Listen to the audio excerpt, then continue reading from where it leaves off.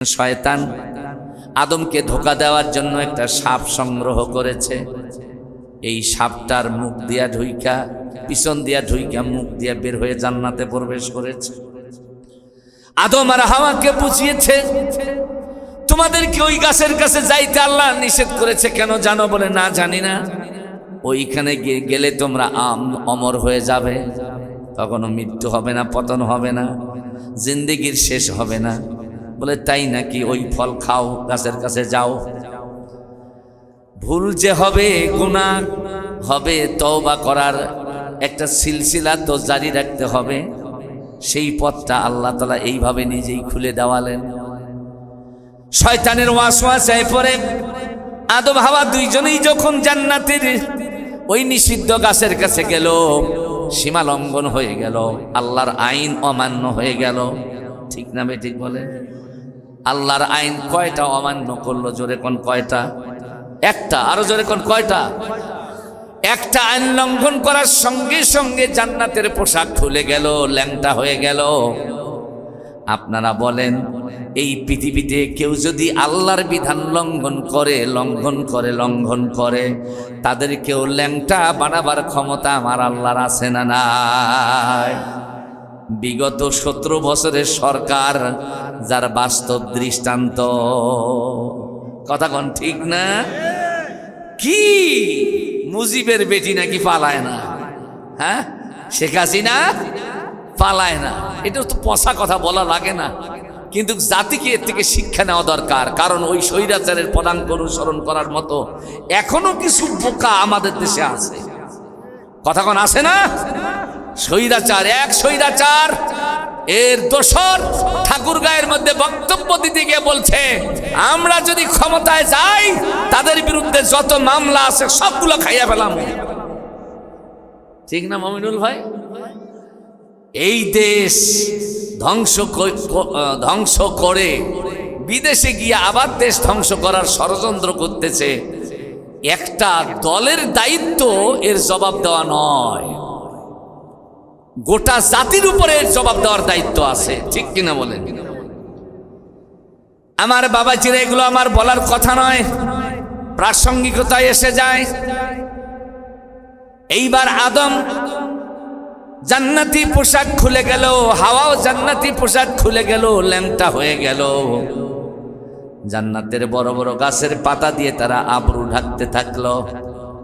আল্লাহ তাআলা আদেশ করলেন, কুলনা বিতু মিনহা জামিআ, জান্নাতে কেউ থাকতে পারবে না, নেমে যাও। আপনারা শুনতেছেন, আমি আলোচনার মূল লক্ষ্যের দিকে নিয়ে যাচ্ছি। আমার আলোচনা আদম হাওয়ার ঘটনা বলা নয়, এর থেকে মূল কথাগুলো বের করে আপনাদের শোনানো, এটা আমার উদ্দেশ্য। আল্লাহ তাআলা বললেন, কুলনা বিতু মিনহা জামিআ। আল্লাহ বললেন, আমি বললাম তোমরা এখান থেকে নেমে যাও। জামিআ শব্দ ব্যবহার করা হয়েছে এখানে। আদমের জন্য শব্দটা খাস নয়, হাওয়ার জন্য খাস নয়। আদম হাওয়ার সাথে আরো কেউ হয়তো সেখানে আছে। কথা বলেন, তারা কারা? একটা হলো ইবলিস, আজাজিল, আর একটা সাপ, আর একটা কি? মোট জান্নাতে কয়জন ছিল? জোরে বলেন।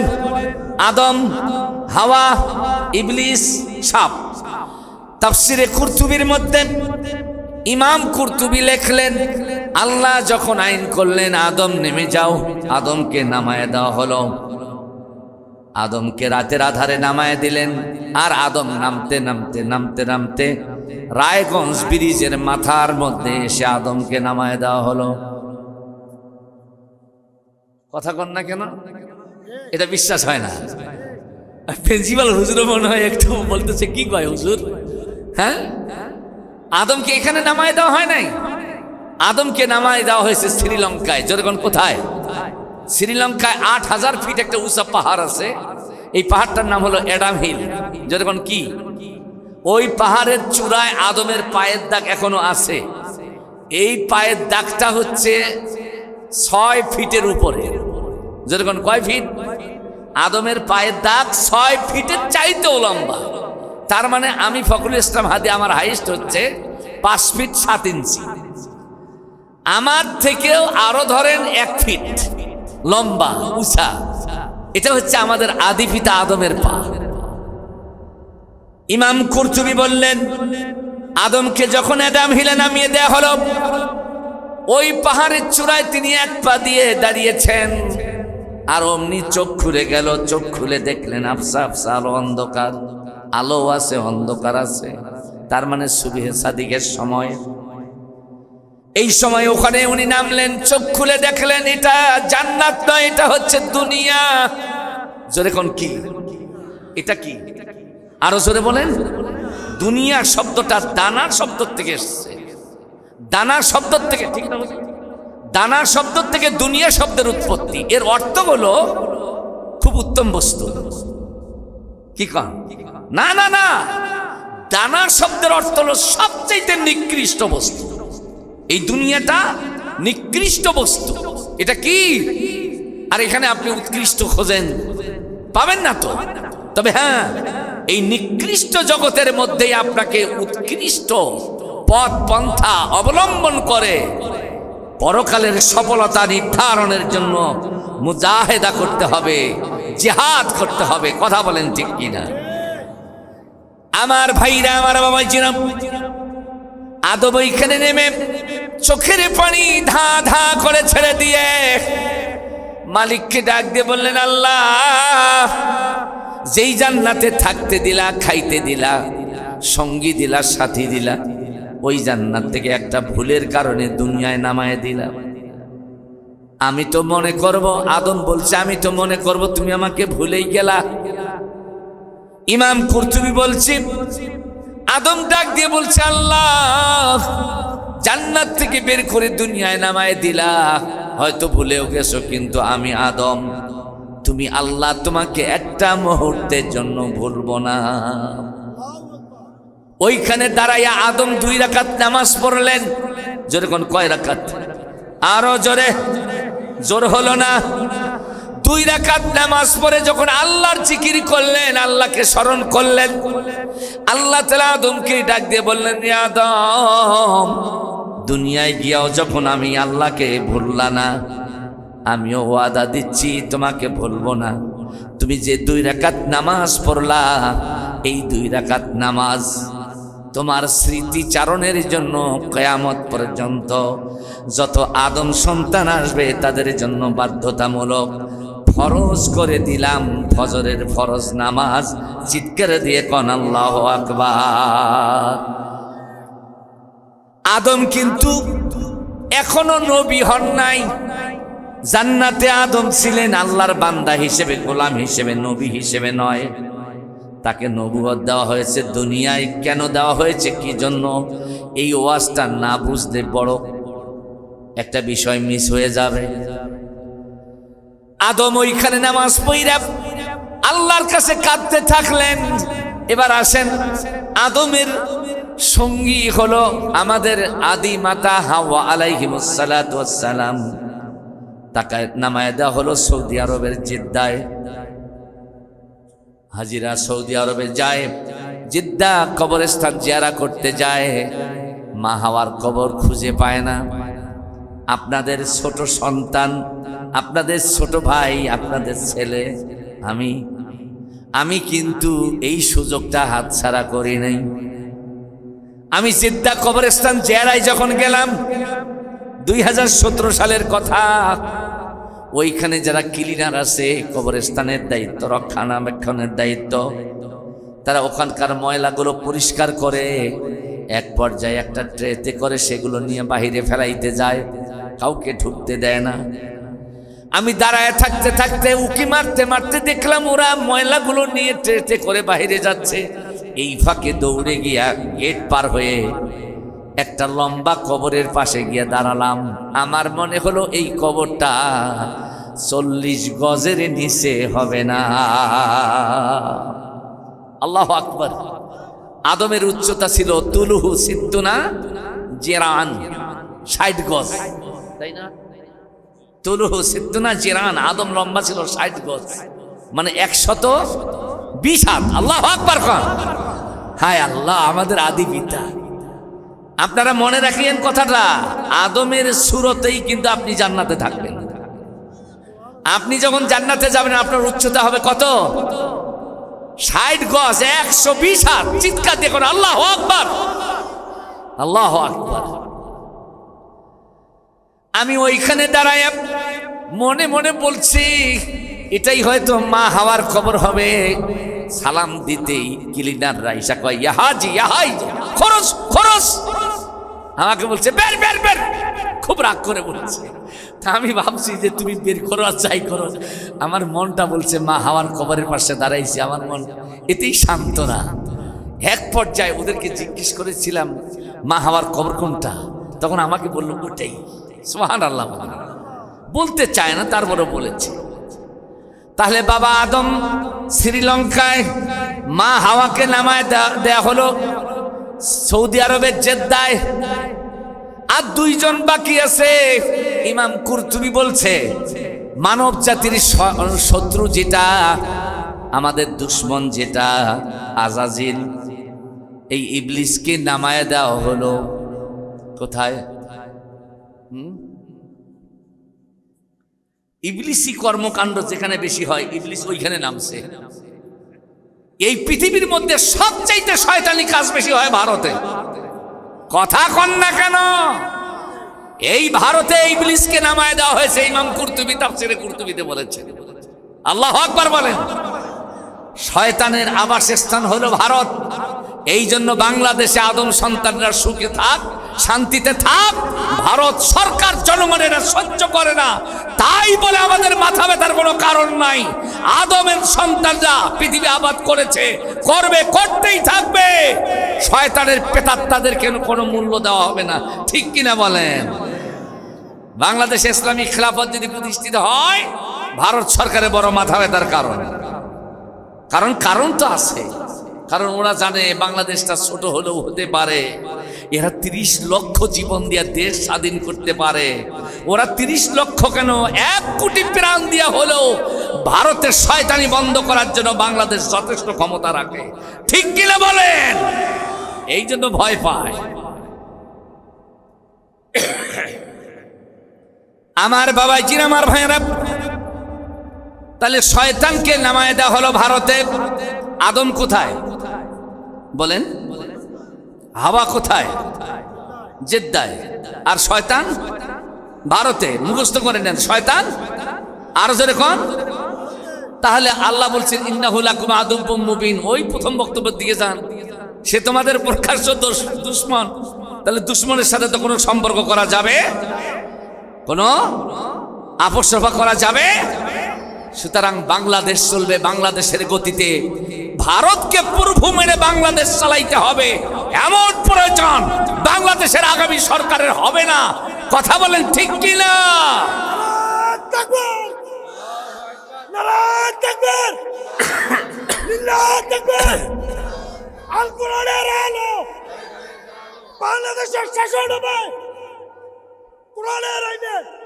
জি আলহামদুলিল্লাহ, আল্লাহ কবুল করুন। সবাই বলুন আমার বাবা জিরা। তওবার গুরুত্ব, আদম আলাইহিস সালাম ওইখানে নামাজ পড়া কাঁদতে কাঁদতে তওবা করতে থাকলেন। তওবা একদিন যায়, দুদিন যায়, 1 মাস, 2 মাস, 1 বছর, 2 বছর। আপনারা আগে এই এলাকায় গান গাইতো ছোট ছোট ছেলেরা, আমি শুনেছিলাম। সেই গানটা হলো বাবা আদম শরণ দ্বীপে মাহাওয়াজের দায় 360 বছর কাঁদলেন একটা ভুলের দায়। ঠিক কিনা বলেন? বাবা আদম 360 বছর কেঁদেছে, এটা গানে শুনেছি। হাদিসের মধ্যেও দেখেছি 460 বছর। 360 না, 460 বছর না। মূল তাফসীরের কিতাবের মধ্যে ইমাম কুরতুবী বললেন একটা না, 1 বছর, 100 না, 200 না, 600 বছর একটা ভুলের জন্য আদম আল্লাহর কাছে কেঁদে কেঁদে অস্থির হয়েছেন। দুনিয়ার বিভিন্ন জায়গা ঘুরে ঘুরে কেঁদেছেন, অস্থির হয়েছেন, কান্না করেছেন। তওবা কবুল হয় না, তার ওই জান্নাতের ভুল ক্ষমা হয় না।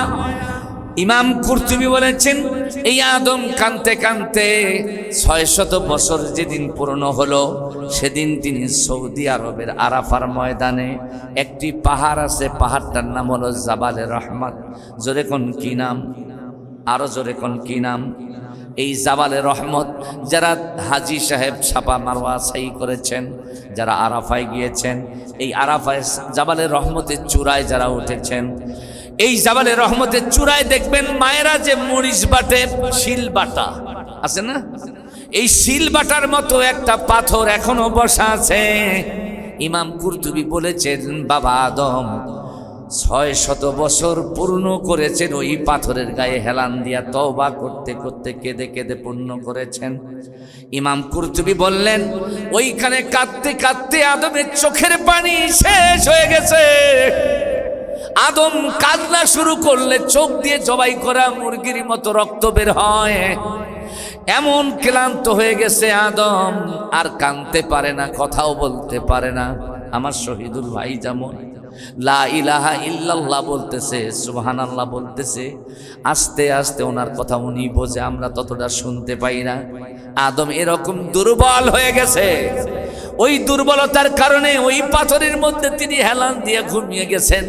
ওই ঘুমের মধ্যে আদম যেন নিজকে দেখতেছেন তিনি আর দুনিয়ায় নাই।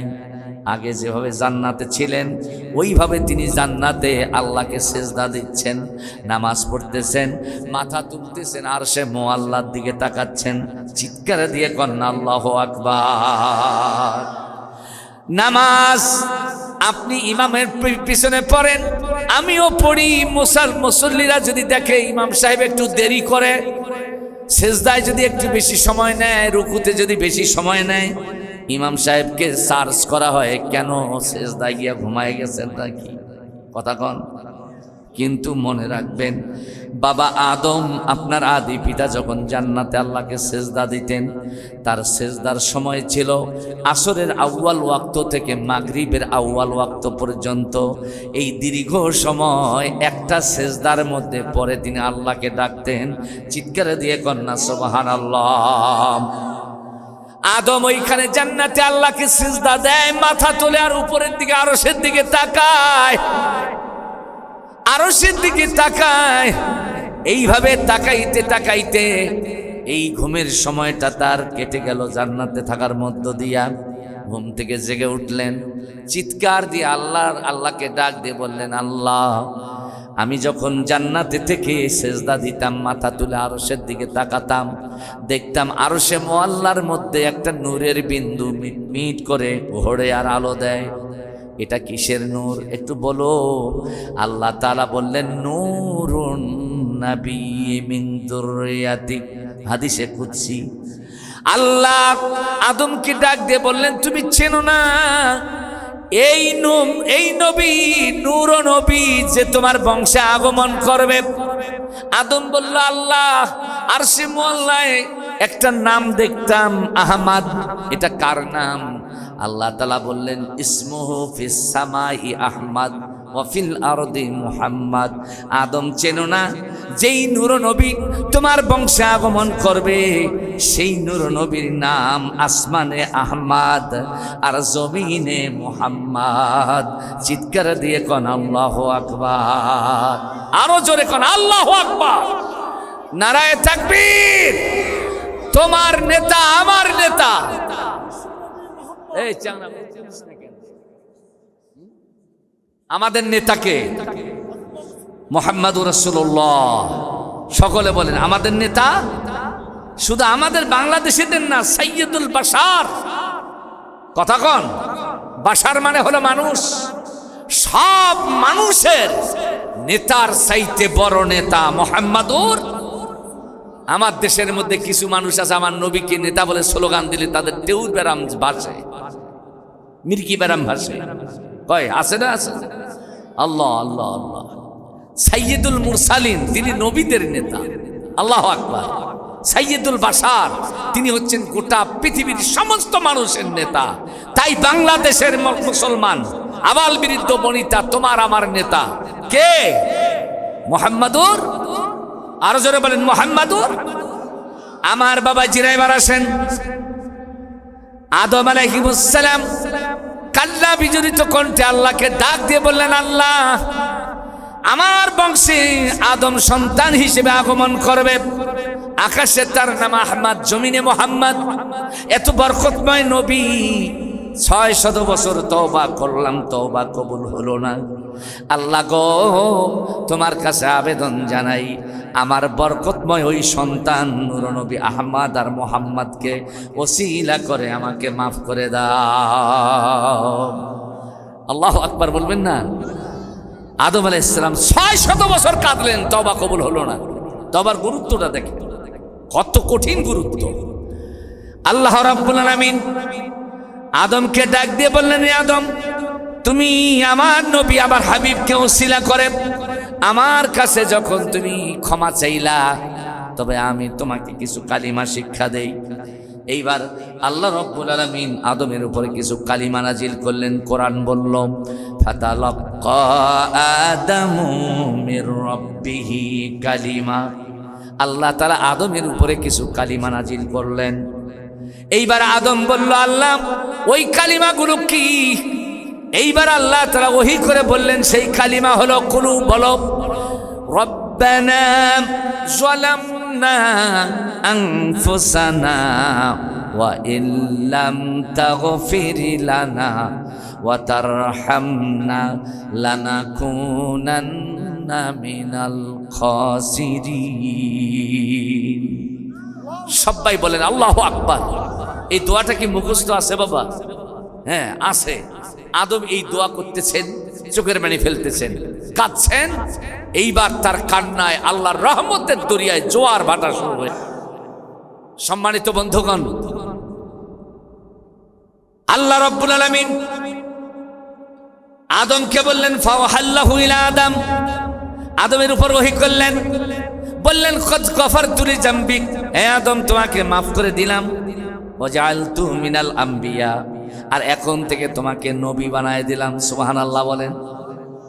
আদম নবী হলো দুনিয়ায়, তার মানে বুঝতে হবে এই দুনিয়া আল্লাহ তাআলার নেতৃত্ব দিয়া, আল্লাহর বিধান দিয়া, আল্লাহর আইন দিয়া, আর নবীদের নেতৃত্ব দিয়া পরিচালনার জন্য আল্লাহ দুনিয়া সৃষ্টি করেছেন।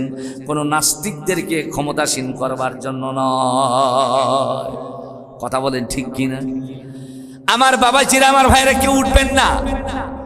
পরবর্তীতে দয়ার নবী, মায়ার নবী, রাহমাতাল লিল আলামিন আল্লাহর কাছে আবেদন করে বললেন, আল্লাহ, তুমি তো আদমকে মাফ করে দিলা, কিন্তু আমার কোটি কোটি এতিম উম্মত আছে, যারা গুনার পাহাড় তৈরি করেছে, তাদের গুনাহগুলো মাফ হবে কেমনে? আল্লাহ তাআলা এইবার আখিরি পয়গাম্বর নূর নবী মুহাম্মাদের উম্মতদের গুনাহ মাফের ব্যাপারে আল্লাহ তাআলা এইবার হাদিসে কুদসিতে বক্তব্য দিলেন। আল্লাহ তাআলা বললেন, ইয়া ইবনে আদম, মানে আদম সন্তান, আপনি, আমি, আমরা সবাই। কথা বুঝতেছেন? ক্বাল আল্লাহু তাআলা ইয়া ইবনে আদম, আল্লাহ তাআলা বললেন, ও আদম সন্তান, লাউ বালাগাত জুনুবিকা গামামাস সামা, এ গোলাম, তোমার গুনাহ হবে আমি জানি।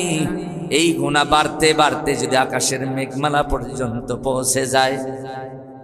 আর একটি হাদিসের মধ্যে এসেছে, আল্লাহর নবী বলেছেন, বান্দা, তোমার গুনাহ বাড়তে বাড়তে যদি আকাশ পর্যন্ত পৌঁছে যায়, আর তুমি যদি আল্লাহর দেওয়া শর্ত তাওবাতান নাসুহা, এই খাটি দিলে যদি তওবা করো, আল্লাহর রহমতের দরিয়ায় জোশ পয়দা হয়ে যাবে। জমিন থেকে আকাশ পর্যন্ত বান্দার জমানো এই গুনাহগুলো মাফ করে আল্লাহ বান্দাকে নিষ্পাপ করে দিবে। চিৎকার দিয়ে কোন সুবহানাল্লাহ।